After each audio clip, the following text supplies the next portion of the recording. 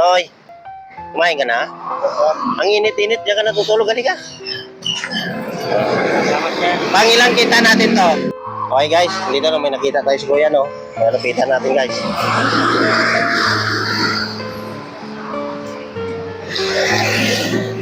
Noy, kumain ka na? Ang init-init, diyan ka natutulog. Halika. Pangilang kita natin to? Apat. Pang-apat na. Wow, God bless ha. At least nagkita tayo na hindi ka pa rin nagkakasakit, no? Okay. May pambili ka tubig? Wala. Wala. Ka na lang bili ng tubig, ha? Oh. Salamat, sir. Salamat po, ha. Sige, sige. Salamat. Huwag magnakaw, ha? Kahit na anong hirap sa buhay, ang pinaka-importante, mabuhay ng maayos, na may dangal.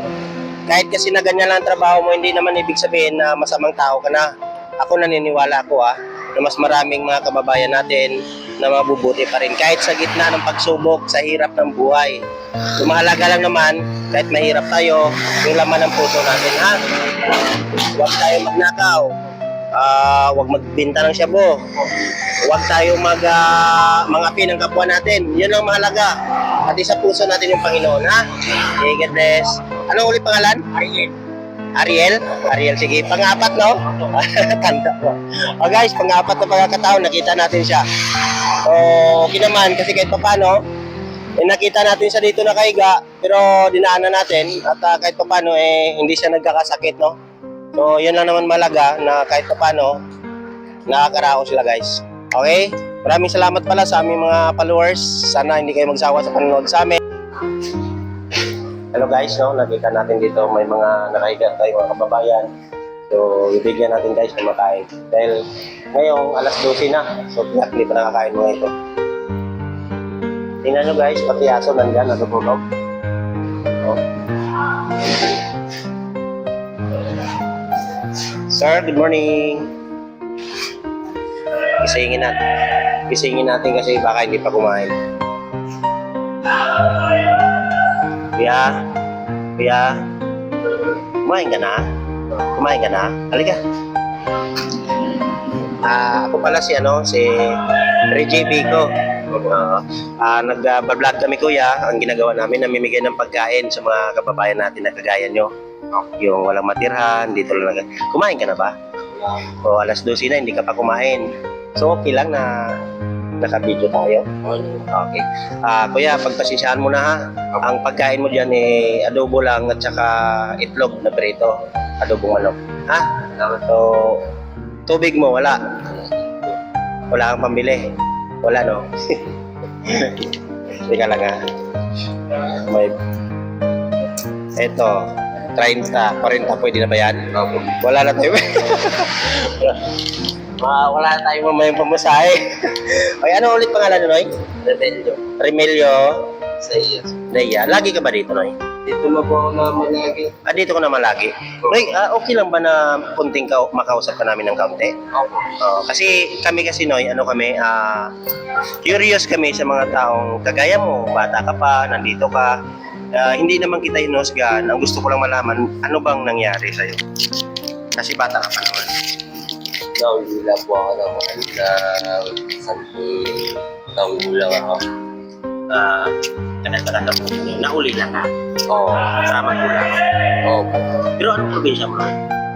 Banto Sambales. Sambales. Ako naman sa Negros. Visayas ba yung Sambales, no? Ay, hindi. Hindi po. Ay, hindi. So, naulila ka. So, kailan ka napadpad dito sa Maynila? Yung 10 years old po ako. Nung mapadpad ka rito, ito na talaga yung Opo. hanap buhay mo na makaraos lang. Opo. Okay, di balin ganito lang tayo. Ang pinakamalaga, maging mabuting tao ha. Huwag tayo magnakaw, huwag magpinta ng shabu. Manalangin sa Panginoon. Alam mo, kahit ganyan sitwasyon mo, tapos ikumpara natin sa mga taong mayayaman, pero yung kalooban naman ay mapanglamang sa kapwa, walang pagmamahal sa kapwa-tao nila, hindi naman hamak na mas mahal ka ng Panginoon. Kaya manatiling mabuting tao lang ha. Huwag kang mawala ng pag-asa. kahit na ganyan ka lang, ang importante, mabuting tao ka, ha? Okay. Thank you. Kain ka. Tanghali niya, alas 12 na. natatawa ka sa ginagawa namin, no? Alam mo kasi ganito yon. Ang ginagawa ko, ako isang gwardiya lang din. Pero ito lang ang tanging naisip ko na paraan para makatulong sa kapwa. Anyway, ito yung pagkain mo, ha? Pwede ba kita matanong lang ng kaunti? Okay lang? Ma-interview kita? Mamaya, bulin mo ko, ha? Okay lang. Thank you. Ilan taon ka na? 20. 20? Taga saan ka? Taga Barola po. As in, laking Maynila. Manila boy pala to eh. Manila boy. So, ilang taon ka nag-start dito sa... Manila. I mean, ilang taon ka nag-start na ganito? Palaboy-laboy, masakit? Hindi naman ako papalaboy kasi may trabaho ako. Oo. Dati nga na ako nagtuturo dati. Oo. Ang sakit kasi pakinggan guys yung palaboy-laboy na salita.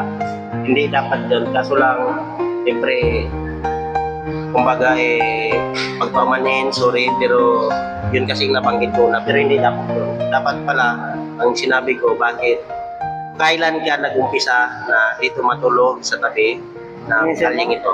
Minsan lang. Ngayon na. Okay. So may magulang ka naman. Meron. So, hindi na namin alamin kung anong kwento ng buhay mo kasi wala naman tayo sumalala pa yan.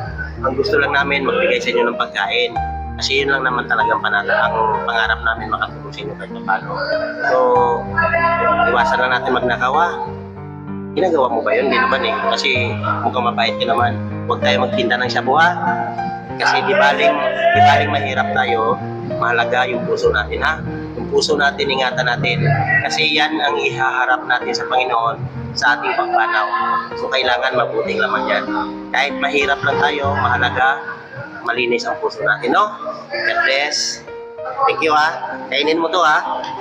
May tubig ka naman, may makwanan ka. Wala. Sige, bibigyan kita pambili ng tubig, ha?